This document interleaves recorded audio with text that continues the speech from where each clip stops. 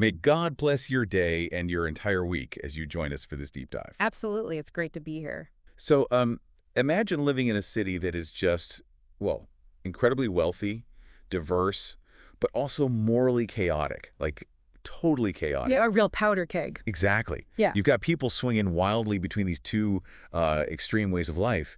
On one hand, you have this group embracing total hedonistic chaos. Right. No boundaries at all. And then on the other side, another group is demanding complete, uncompromising celibacy. And, we're not talking about some modern metropolis here. No, not at all. This was the ancient port city of Corinth thousands of years ago. Which is just a fascinating place to study. It really is. And today, we are looking at study notes from the Holman and NAA study Bibles covering the Apostle Paul's first letter to the Corinthians, specifically chapter 7. Yeah, that's a dense chapter. It is. And we're pairing that with a really detailed theological insert by Daniel L. Akin on the Bible and sexuality. So our mission today is basically to decode how Paul navigated this absolute minefield of questions. And it really was a minefield. Oh, yeah. Questions about marriage, intimacy, singleness, social status. The Corinthians just threw everything at him. Well, to really understand that minefield, we have to grasp what Corinth was actually like. I mean, it was this massive trade hub. Right. It had two major seaports. So you had sailors, merchants, and philosophers from all over the Roman Empire just crammed together. Just a total melting pot. Exactly. And the new Christians living there, they were trying to figure out how to practice their faith in the middle of all this. And honestly, they were incredibly confused. I mean, I would be too. Right. They actually sent Paul a letter outlining some very intense ideas that were heavily influenced by the dominant Greek philosophies of the time. Which is exactly why this ancient letter feels so incredibly relevant to you, the listener. Because, I mean, human nature hasn't really changed, has it? No, not at all. We still do this. We still struggle with cultural extremes. So whether you are single, married, or, trying to navigate a complicated family or workplace dynamic, what we're extracting today is super practical. Yeah, it's a very grounded framework. It's all about how to live out your faith in the real world without blowing up your life or just getting completely distracted by the chaos around you. And the Corinthians were definitely distracted, like deeply distracted. Oh, for sure. The specific extreme Paul addresses in chapter 7 is rooted in this popular Greek philosophical concept called dualism. Okay, dualism. Break that down for us. So many Greeks believed that the physical world, like the human body, food, just matter in general, was inherently bad, or at the very least inferior. I think it was dirty or something. Exactly. But the spirit, on the other hand, was pure and good. So the logical conclusion they drew was that to be truly spiritual, you had to, punish or completely deny your physical body. Okay, wow. That sets up the context perfectly for how Paul just completely dismantles their flawed view of physical intimacy. He really goes after it. He does. He actually starts by quoting their own letter back to them. He writes, now, regarding the things you wrote about, it is good for a man not to touch a woman.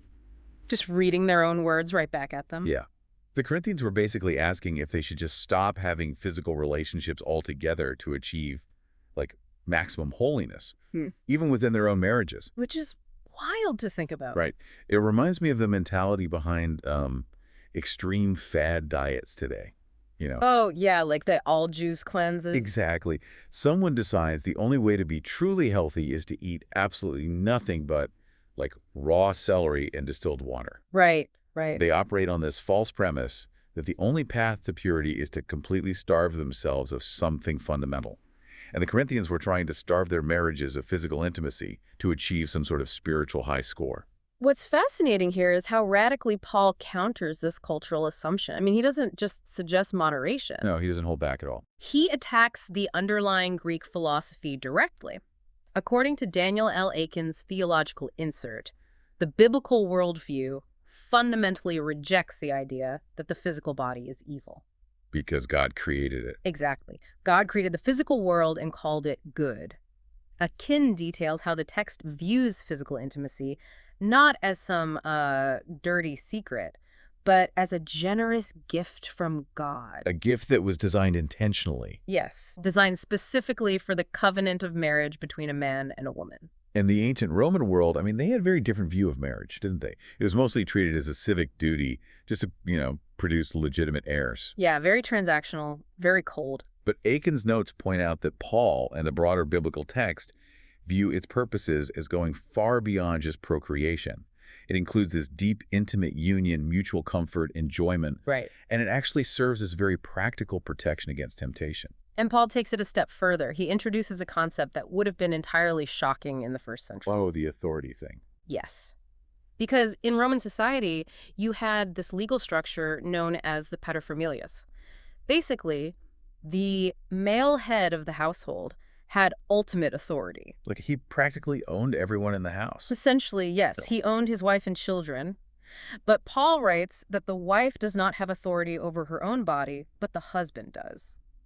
Which, okay, sounds standard for the time, but then Lift it. he immediately reverses it. He says the husband does not have authority over his own body, but the wife does. Which is just, that was revolutionary. Here's where it gets really interesting, because he is establishing mutual authority. Totally mutual. Applying that to a modern context, this completely outlaws marital bargaining. Oh, that's a great point. Right, because a partner can't use intimacy as a weapon or like a negotiation tactic. You can't say, I'm not going to be affectionate unless you buy me that thing or unless you yield to my opinion. Yeah, that completely poisons a relationship.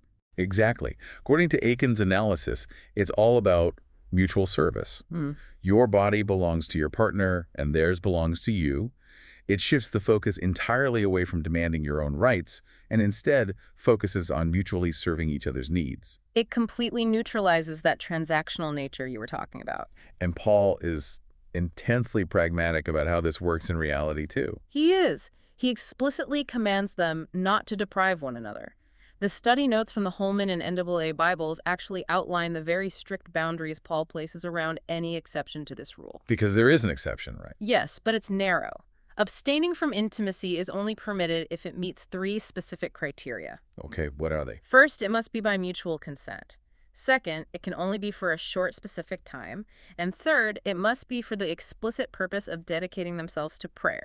And then they have to get back together. Exactly. Afterward, they are instructed to come back together. That highlights the absolute necessity of clear communication. I mean, a person cannot unilaterally decide to just withdraw from their partner physically or emotionally. No, it requires a shared agreement. And a timeline.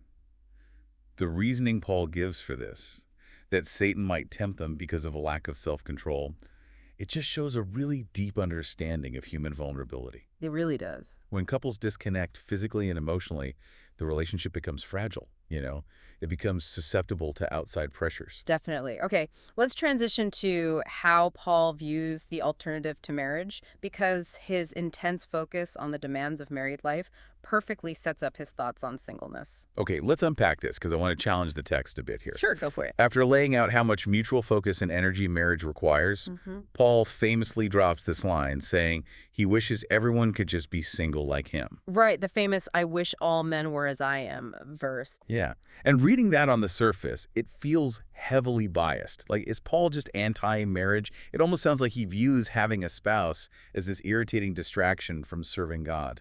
It's a completely fair question. But the study notes clarify that Paul is not elevating one status as morally superior to the other. Okay. In verse 7, he explicitly refers to both marriage and singleness as a charisma. A charisma. Yeah, it's a Greek word meaning a specific gift of grace from God. One person is given the grace for marriage, and another is given the grace for singleness. Then why push singleness so hard in this particular chapter? I mean, he spends a lot of ink trying to convince people to stay unmarried. Context is the key to unlocking his motive here. The study notes emphasize that Paul is writing during a period he calls a present distress or an impending crisis. Which was what, exactly? Well, we have to remember what the middle and the first century looked like for Christians. There were localized famines, severe political instability under the Roman emperors. Right, Nero was coming up. Exactly, and the looming, very real threat of violent persecution. So Paul's logic is fundamentally protective, not restrictive. He's trying to keep them safe. Yes, he explains that a married person rightly must care for the things of the world. They have to figure out how to please, provide for, and physically protect their spouse and children. Which takes a lot of mental and physical energy. Absolutely. But a single person doesn't carry that specific weight.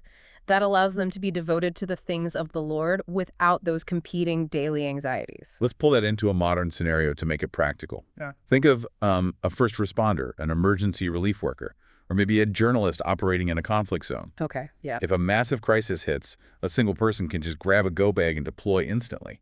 Their sole concern is the mission at hand. They don't have to check in with anyone. Exactly. But a married person in that same scenario has a completely different reality. They have to secure their family first. They need to ensure their children are safe, that their spouse has resources, before they can even think about focusing on the external crisis. And their attention is divided. Yes, and importantly, it should be divided. Yeah. Because they made a vow to protect that family. Paul is simply acknowledging the heavy reality of how living through a societal crisis naturally divides human attention. Right. And the notes dive into how Paul applies this to specific groups in Corinth, particularly when he addresses virgins, which in this cultural context likely refers to betrothed or engaged couples. Right, because dating wasn't really a thing. Exactly. In the ancient world, marriages were often complex family arrangements, not just individual romantic choices. So the dilemma these young couples faced was whether to go through with the marriage while society felt like it was basically fracturing around them. And Paul's advice is surprisingly flexible here. He tells them if passions are strong, it is absolutely no sin to marry. No sin at all. He literally says it is better to marry than to burn with unresolved desire. But he adds this heavy warning that those who marry will face what he calls tribulations in the flesh, and he is just trying to spare them. Yeah, he's trying to save them from the unique, agonizing pain of watching a spouse or a child suffer during a famine or a wave of persecution. It's a profound pastoral empathy, really. He recognizes that having a family means having your heart walking around outside your body. That's a great way to put it. When the world is dangerous, having fewer stakes just makes survival easier to navigate. But that raises a massive complication. Oh, definitely. It is one thing to debate getting married when you have a clean slate, but what happens when someone is already entangled in a complex situation when they find their faith? Right, like a Corinthian citizen who just converted to Christianity, but their life is already deeply woven into the surrounding pagan culture. Yeah, you can't just hit an undo button on Yeah. your existing commitments. This specific issue caused massive anxiety in the Corinthian church, right? Particularly regarding mixed marriages. Huge anxiety. Imagine the household dynamic. A husband and wife are both entrenched in the Roman civic religion. Then one of them hears the gospel and converts, but the other does not. That would be so tense. In the Roman world, religion was deeply tied to the household. Not participating in the sacrifices to the family gods was seen as subversive. It could even be considered treasonous to the family unit. Wow. So given the Corinthians' tendency to swing toward extreme purity anyway, their immediate reaction was probably just panic. Oh, absolute panic. They likely assumed that staying tied to an unbelieving spouse would somehow contaminate their new faith, leading them to think divorce was the only holy option. But Paul shuts that idea down with a definitive no.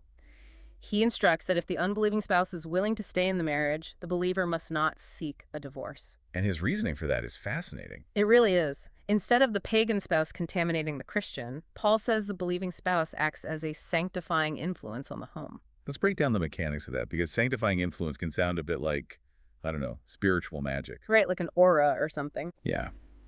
The NWA study notes clarify that Paul is not talking about automatic salvation for the non-Christian spouse. It just means the believer brings a completely different moral framework, a sense of grace and ethical stability into that household. The Christian becomes an anchor. Exactly. Because of their daily presence and behavior, the environment of the home is fundamentally changed. It's set apart. Paul even notes that because of this influence, the children get to grow up under the umbrella of Christian love and ethical teaching. Which is vastly better than the Christian abandoning the family in a misguided quest for personal purity. 100%.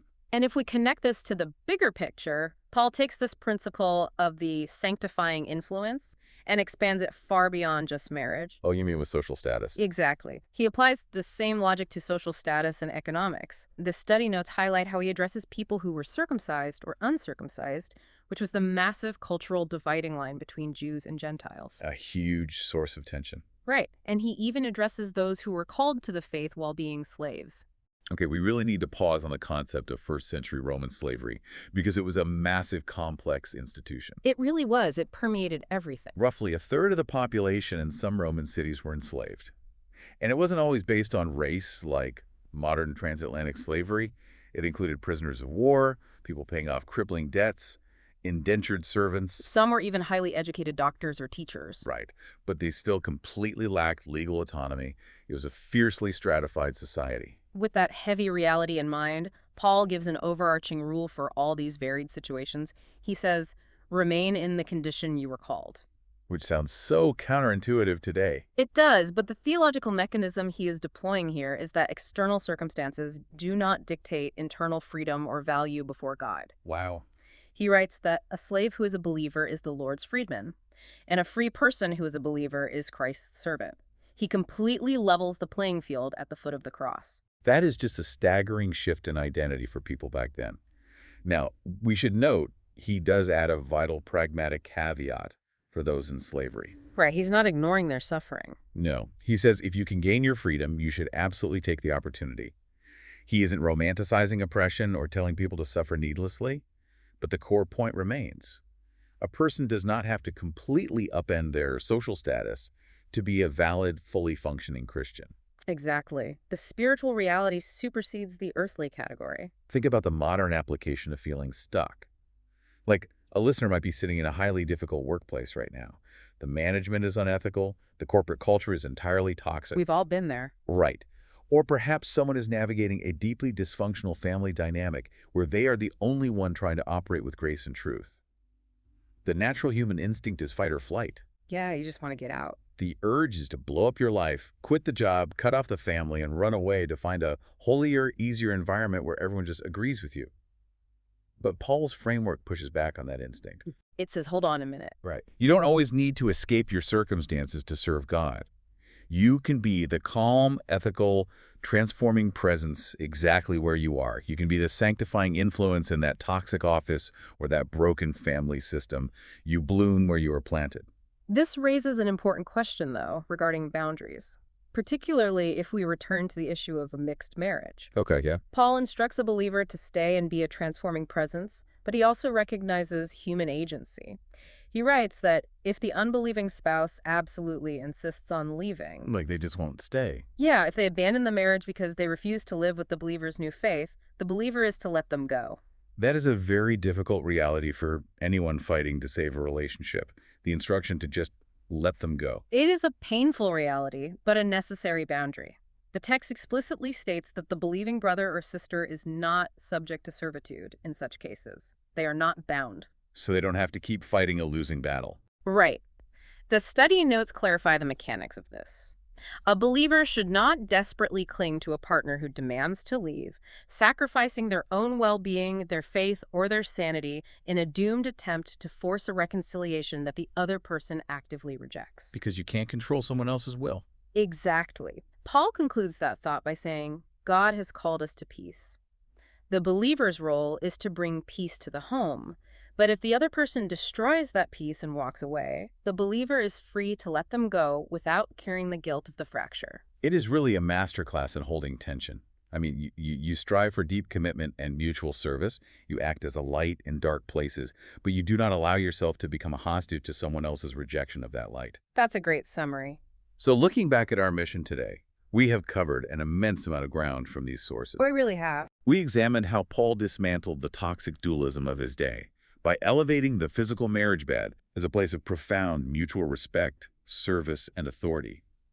We explored the very practical freedom and undivided focus that singleness offers, especially when society is going through seasons of intense crisis. Which is so relevant today. It is. And we uncovered the calling to be a transformative, sanctifying presence in the exact messy circumstances we currently inhabit, rather than constantly searching for an escape hatch. The thread tying all of this together is that a person's ultimate identity isn't rooted in their relationship status, their job title, or their social standing in the empire. No, it's bigger than that. It's rooted in something eternal. Paul drops a phrase right in the middle of all this practical advice that changes the entire perspective.